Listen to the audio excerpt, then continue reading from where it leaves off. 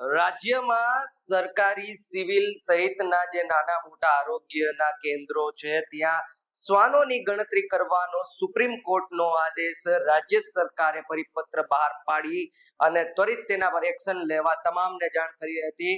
ગઈકાલે સિવિલમાં reality check ફૂલચાપ ડિજિટલે કર્યું ત્યારે શ્વાનો નજર આવ્યા હતા. અમે આપની સમક્ષ મૂકવાના હતા કે સિવિલ કઈ રીતની કામગીરી કરશે, ત્યારે આજે ફૂલચાપ ડિજિટલ સાથે સિવિલના મીડિયા કોર્ડિનેટર ડોક્ટર કમલસિંહ ડોડિયાએ ખાસ ઇન્ટરવ્યુમાં વાતચીત કરી છે. જે કામગીરી છે તેને લઈને સ્પષ્ટતા કરી છે, પત્રને લઈને સ્પષ્ટતા કરી છે, કામગીરી કેટલા સમયમાં પૂર્ણ થશે એ સંપૂર્ણ માહિતી જણાવી છે. તો જુઓ આ ખાસ interview. Doctor Kamal Sidodiya, head of the department ophthalmology, media coordinator, civil hospital, Rajkot. એટલે સુપ્રીમ કોર્ટની ગાઈડલાઈન દ્વારા જે અમને જીઆર મળેલો છે આદેશ, એમાં એ શ્વાનોની મૂળભૂત રીતે જે સ્પિરિટ છે એમાં એ છે કે શ્વાનોની સ્થિતિ શું છે ને એના માટે એ શ્વાનોને કારણે વણ જોઈતી જગ્યા ઉપર જે કૂતરાઓ રખડતા હોય છે એને કઈ રીતના ટેકલ કરવો, એનો ગ્રેવિયન્સ કેટલો છે એ જાણવા માટેની સંખ્યા કરી છે. એક્ઝેક્ટ સંખ્યા લઈ લેવી, ડોક્ટરોએ સંખ્યાઓ ગણતરી કરીને કરવી એવી કોઈ વાત છે પણ નહીં અને કોઈ એવી અપેક્ષા રાખતું પણ નથી.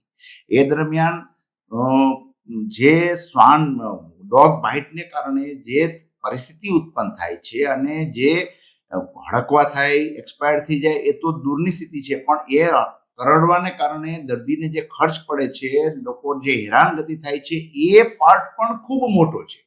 તો એમને કારણે રાજ્ય સરકારે સુપ્રીમ કોર્ટની દ્વારા નિર્દેશિત કરીને ચિંતા વ્યક્ત કરી અને આ બાબતની અંદર યોગ્ય પગલાં લેવા અને તાત્કાલિક માત્ર સિવિલ હોસ્પિટલનો જ પ્રશ્ન નથી પણ બધી જ જગ્યાઓથી વણ જોઈતા કૂતરાઓ, વણ જોઈતી વસ્તુઓને કારણે જે તકલીફો પડે છે એની બાબતની અંદર તપાસ કરી અને એનો યોગ્ય નિકાલ થાય. પછી એ કુદરત હોસ્ટેલ થતો હોય કે કોઈ બીજી રીતે થતું હોય, પણ એને કુદરત પ્રકૃતિને અનુકૂળ આનો ઉકેલ આવે એના માટે પહેલા ઘારૂપે એને એમ કહેવામાં આવે છે કે ભાઈ એની સંખ્યા અને એનો ગ્રીવિયન્સ કેટલો છે એની તપાસ કરો અને એના અનુસંધાનમાં સિવિલ હોસ્પિટલે જાગૃત થઈને આ બાબતની અમલવારી ચાલુ કરી છે અને બધા જ જે સ્વાભાવિક અવેરનેસ હોય એના કરતાં પણ વધારે સ્પેસિફિકલી બધા જ જરૂરી લોકોને આ બાબતની સૂચના આપી અને હોય તો ગણતરી કરી લે અથવા તો પકડાવી દેવાનું અને મ્યુનિસિપલ કોર્પોરેશનને જાણ કરી દઈએ છીએ અમે.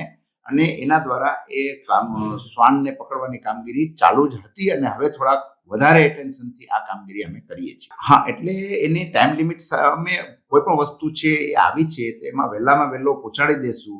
એટલે મને એવું લાગે છે કે લગભગ 3 દિવસની અંદર આ કામગીરી પૂર્ણ થઈ જશે સિવિલ હોસ્પિટલ પૂરતું અને એ બાબતની અંદર અમે રિપોર્ટ પહોંચાડી દઈશું.